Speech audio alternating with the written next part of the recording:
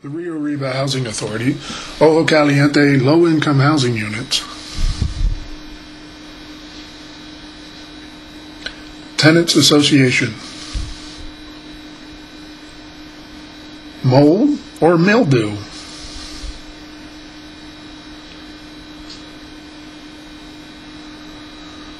Certainly is a peaceful place outside, but what is going on inside? Yuck. Ooh.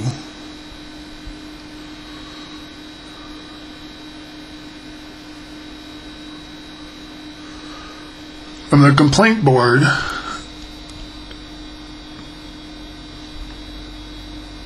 the Rio Arriba Housing Authority, a complaint filed on the board.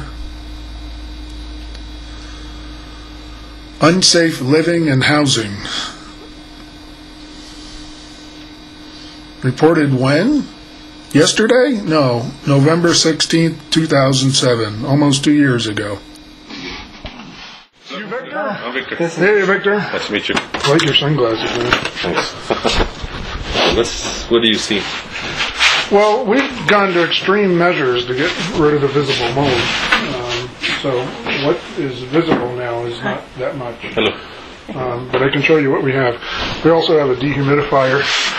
We talked to a mold specialist, and he told us how to get rid of the problems. We keep all the windows open back there and keep everything open.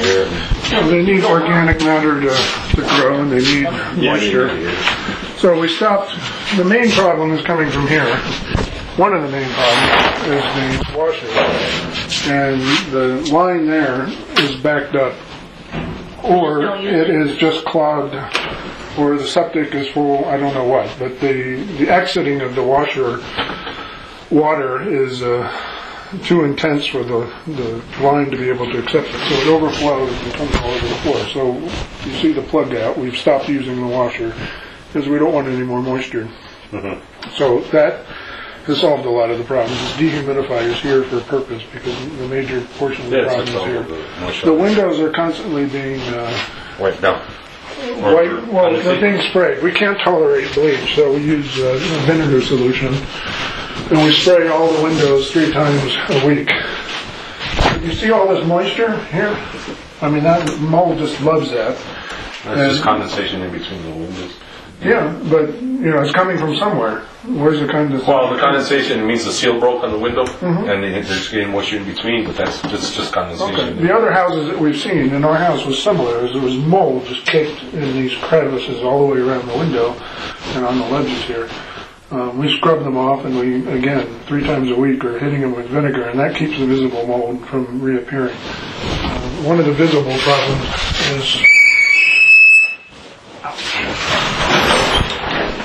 right back here where you can see the water damage, which the wallboard, of course, possibly has mold because of the discoloration. Well, mold will be like an orange or white, and it'll give you like hairs on it. Yeah, the other houses we've seen have that because they're not going to the extreme measures that we have. That corner could be a sample.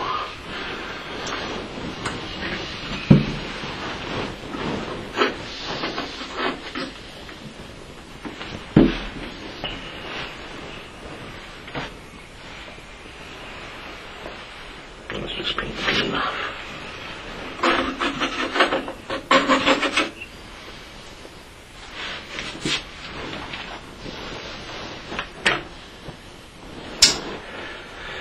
There's a mold inspector coming. Oh, perfect. Okay. He'll be there. Do you know what kind of... Did you call the guy that told us? I don't know who they talk to. Do you know what kind of testing he'll be performing? He's going to do air samples. Just air, no swipes? No swipes, it's air samples. Air samples will tell you how much moisture is in the air. You see the heating is blocked off. These are extreme measures we went to. I don't think air samples are going to show you very much. Air samples will be telling you everything. It will tell you what's in the air. It will give you... It will if there's a pervasive problem, but not the extreme measures that we've taken. And we have a dehumidifier in here now. We still suffer a little bit at night, and it seems to be a common complaint against most of the people. Do you know if mold is cyclical and it spores coming If out it's in the worse, evening? no.